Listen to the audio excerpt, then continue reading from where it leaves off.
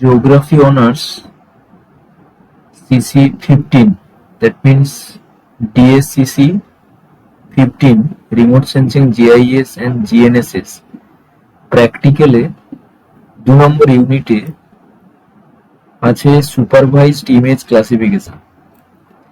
Supervised image classification কি, কিভাবে হয়, তার ওয়ার্ক ফ্লো কেমন, এটা আগে ভিডিওতে আমি ডিসকাস করেছি, তবু আরেকবার আমি দেখিয়ে দিচ্ছি।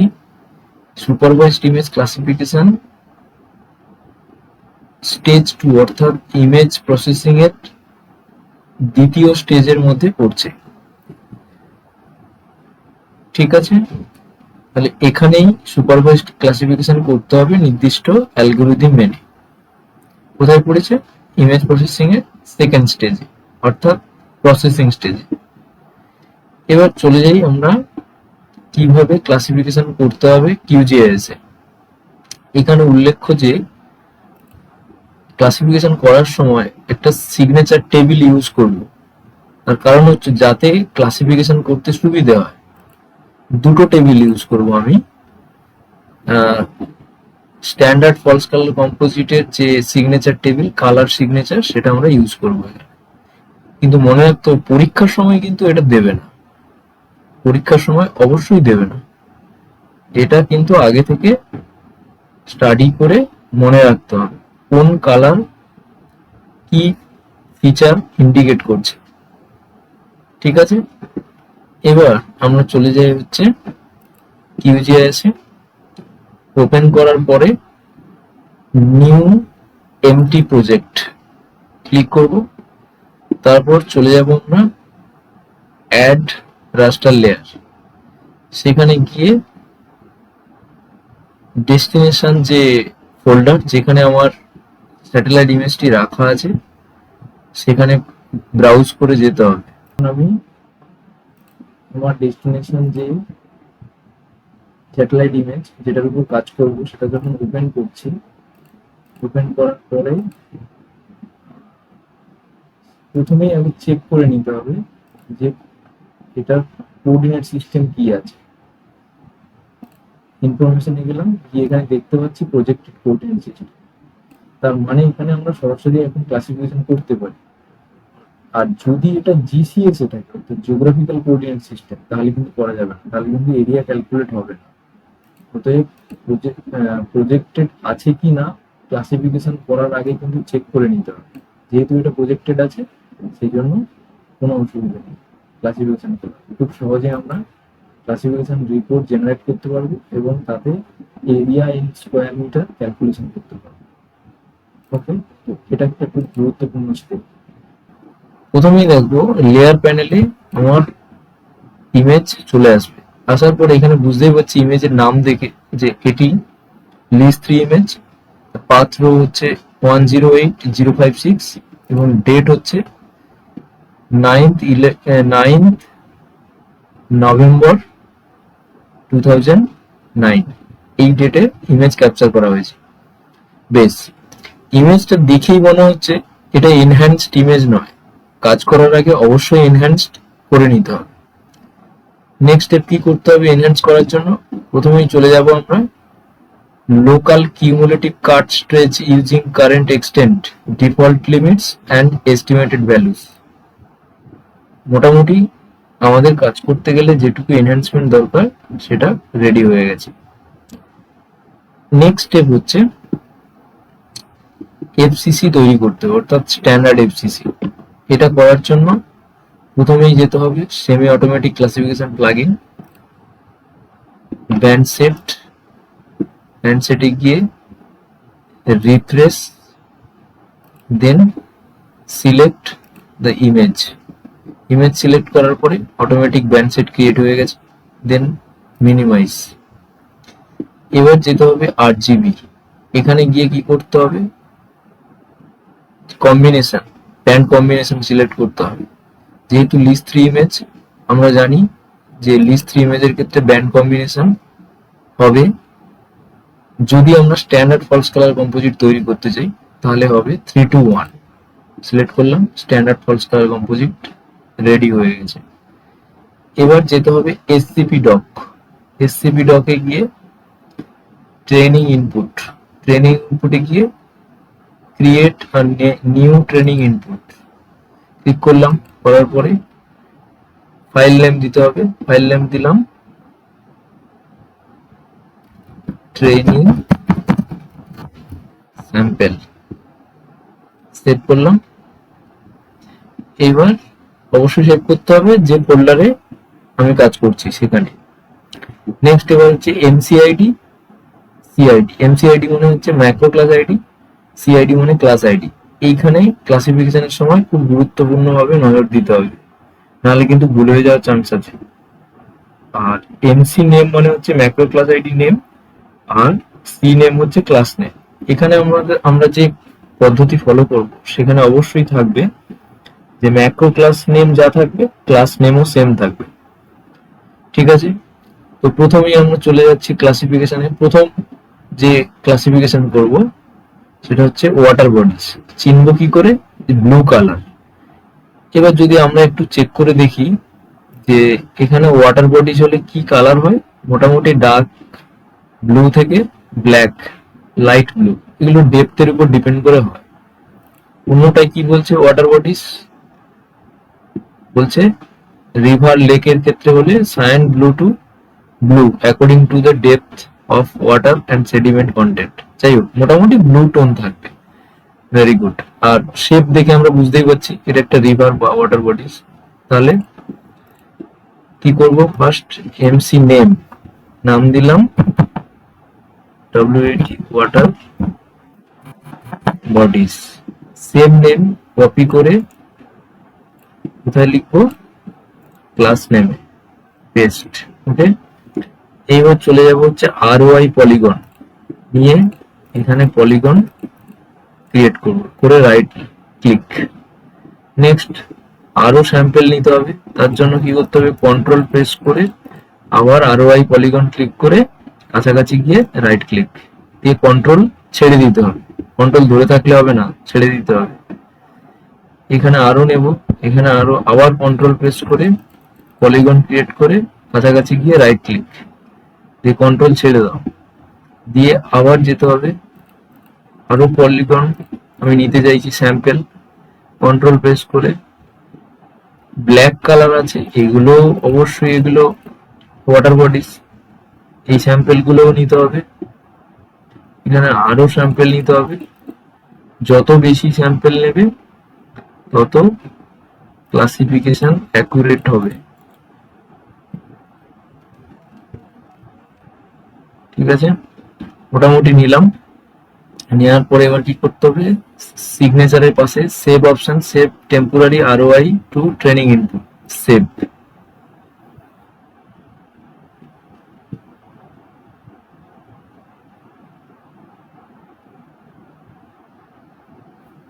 ওকে, ওয়াটার বডি যেহেতু কালার কি হবে? ব্লু, ব্লু কালার দিয়ে দিলাম। ওকে, কোথায় দেবো? উপরে কিন্তু macro class ID, not class ID. Okay, macro class আইডিতেই কালারটি দেবো। পরে এবার যাচ্ছে হচ্ছে ভেজিটেশন। ক্লাস আইডি 1ই থাকবে, ম্যাক্রো ক্লাস আইডি কিন্তু 2 হয়ে যাবে, কারণ একে ওয়াটার বডিজ, 2 হবে এবার ভেজিটেশন। ভেজিটেশন কপি করব, ক্লাস আইডিতে পেস্ট করব, করলাম। ভেজিটেশন রেড কালার, অবভিয়াসলি দেখতে পাচ্ছি আমরা রেড কালার। তাহলে রাইট ক্লিক, ROI পলিগন নিয়ে রাইট ক্লিক, কন্ট্রোল প্রেস করে আরো কিছু যদি নেওয়া যায় স্যাম্পল, কন্ট্রোল প্রেস করে ঠিক আছে, আবার কন্ট্রোল প্রেস করে। তো এভাবে মোটামুটি আমরা কিছু স্যাম্পল কালেক্ট করলাম। এবার সেভ।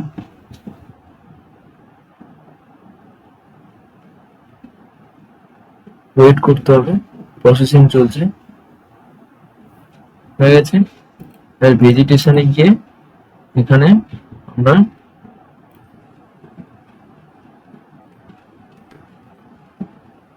গ্রিন কালার দিয়ে দিলাম। Okay, next macro class ID 3, class ID 1। Okay, এবার আমরা কি দেবো, ভেজিটেশন হয়ে গেছে, এবার আমরা দিচ্ছি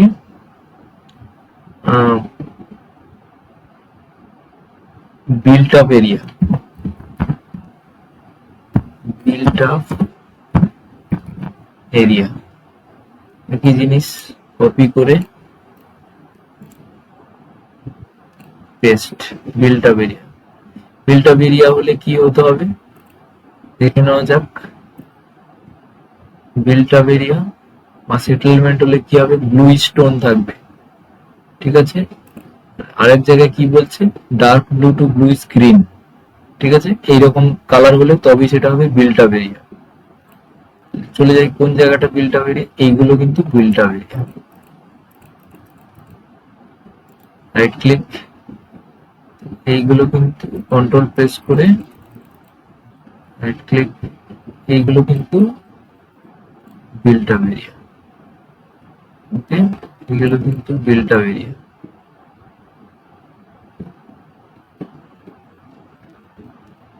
বিল্ট আপ এরিয়া নিলাম, নেওয়ার পরে এবারে সেভ।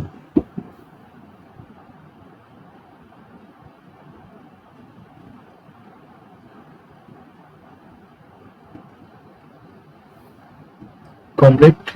নেক্সট 4, এগ্রিকালচার ল্যান্ড বা কাল্টিভেশন ল্যান্ড।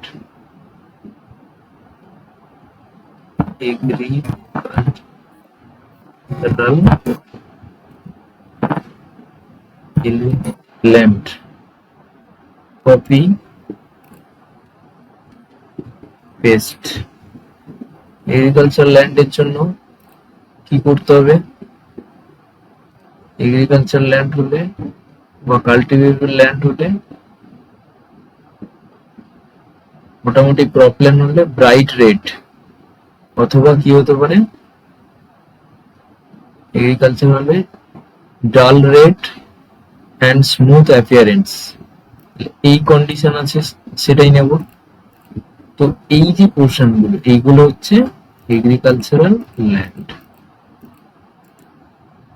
হলো। আরো কয়েকটা স্যাম্পল নিতে হবে, এগুলো সব এগ্রিকালচারাল ল্যান্ড। কন্ট্রোল প্রেস করে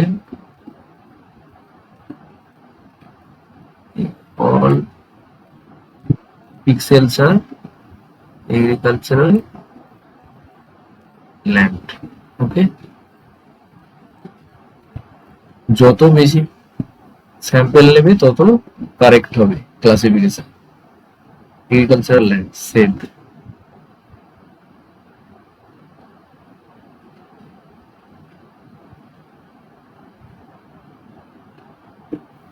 আচ্ছা, এই সুযোগে বিল্ট আপ এরিয়ার কালারটা ঠিক করে দিই। রেড কালার হবে, যেহেতু বিল্ট আপ এরিয়া। এগ্রিকালচারের কালার হবে ইয়েলো কালার, হয়ে গেল। এবার আসছি ক্লাস 5, 5 নম্বর ক্লাসে। এবার আমরা নিতে যাচ্ছি ওয়েস্টল্যান্ড। কপি করে ক্লাস নেমে বসাবো ওয়েস্টল্যান্ড। ওয়েস্টল্যান্ড হতে গেলে কি হতে হবে, ওয়েস্টল্যান্ড হতে গেলে এইখানে আছে হোয়াইট টোন থাকবে, ব্রাউন হতে পারে, হোয়াইট টোন হতে পারে। আমরা দেখি এখানে এইগুলো ওয়েস্টল্যান্ড, তাহলে এগুলো আমি নিচ্ছি। পলিগন নিলাম, কন্ট্রোল প্রেস করে এটা করতে হবে আর কি। কন্ট্রোল ছেড়ে দাও, দিয়ে আবার পলিগন নিয়ে কন্ট্রোল প্রেস করে এটা করতে হবে। আবার কন্ট্রোল প্রেস করে পলিগন নিয়ে রাইট ক্লিক। এই সবই হচ্ছে ওয়েস্টল্যান্ড। পলিগন নেওয়া হয়ে গেছে, এবার সেভ।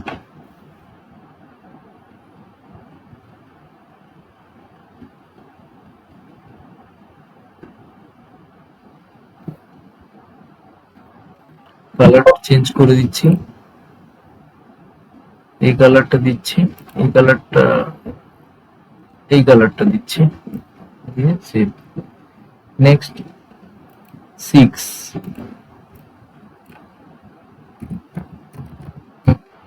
ফেলো ল্যান্ড,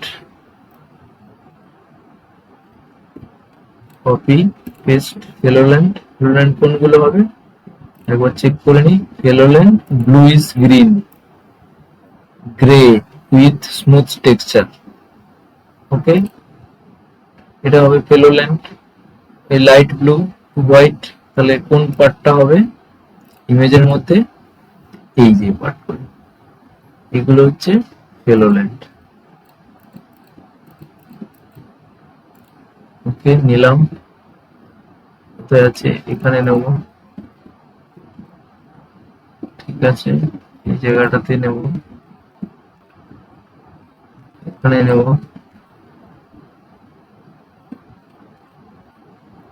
ওকে,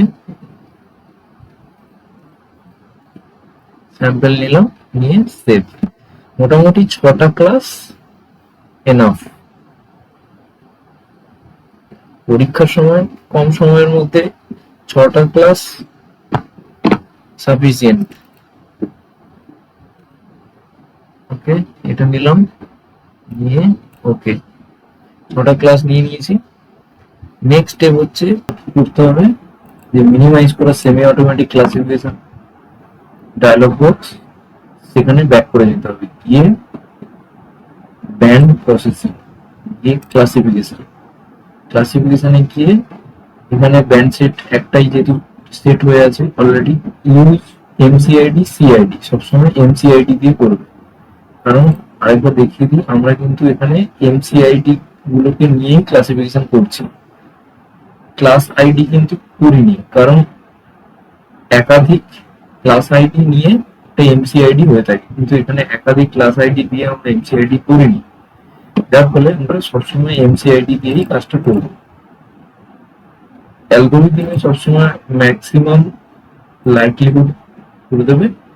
আর এখানে একটা কাজ করতে পারো, অন্য কোনো কোথাও কোনো কিছু চেক বক্স করবে না, ক্লাসিফিকেশন রিপোর্ট এটা চেক করে এবার কি করবে, রান করতে গেলে অবভিয়াসলি এখানে একটা ফাইল নেম চাইবে, তাহলে এখানে দিয়ে দাও LUL, দিয়ে সেভ, দিয়ে কিছুক্ষণ ওয়েট করতে হবে, টাইম নেবে প্রসেস হতে।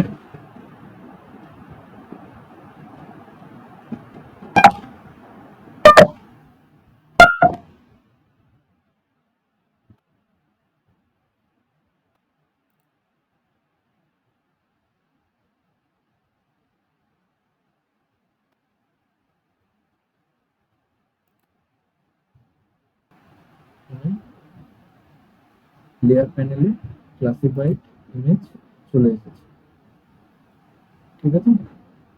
আচ্ছা, এইবার রিপোর্ট, ক্লাসিফিকেশন রিপোর্ট নিশ্চয়ই জেনারেট হয়েছে, ওটা আমরা চেক করতে চাইলে আমরা দেখতে পারি, এখানে আমরা সেভ করেছি ক্লাসিফিকেশন রিপোর্ট, এখানে রাইট ক্লিক করে ওপেন উইথ নোটপ্যাড করলে এখানে রিপোর্টটা আমরা দেখতে পাবো। এখানে যতগুলো ক্লাস ছিল 6টা ক্লাস, তার পিক্সেল সংখ্যা, পার্সেন্টেজ অফ এরিয়া, আর এরিয়া ইন মিটার স্কোয়ার, এখানে এভাবে ক্লাসিফিকেশন রিপোর্ট জেনারেট হবে, ঠিক আছে। ক্লাসিফিকেশন রিপোর্ট কিন্তু খুব ইম্পর্টেন্ট, এটার জন্য আলাদা মার্কস থাকে। আচ্ছা, এইভাবে চেক করে নিয়ে আমরা এইভাবে আমরা ক্লাসিফিকেশন করতে পারবো। এইবার এখানে সেভ, অর্থাৎ এই সেভ করা মানে প্রজেক্ট সেভ, অর্থাৎ প্রজেক্টটাকে সেভ করে রেখে আসতে হবে, ঠিক আছে। কারণ এই প্রজেক্টের উপরই দেখেই কিন্তু এটা মার্কসটা দেবে। এবার এখানে যদি লেআউট করতে বলে তো লেআউট বানানো যাবে, কোনো অসুবিধা নেই, ভিডিওতে দেওয়া আছে কিভাবে লেআউট বানাতে হয়, ঠিক আছে। তো এইভাবে সুপারভাইজড ইমেজ ক্লাসিফিকেশন হয়ে থাকে।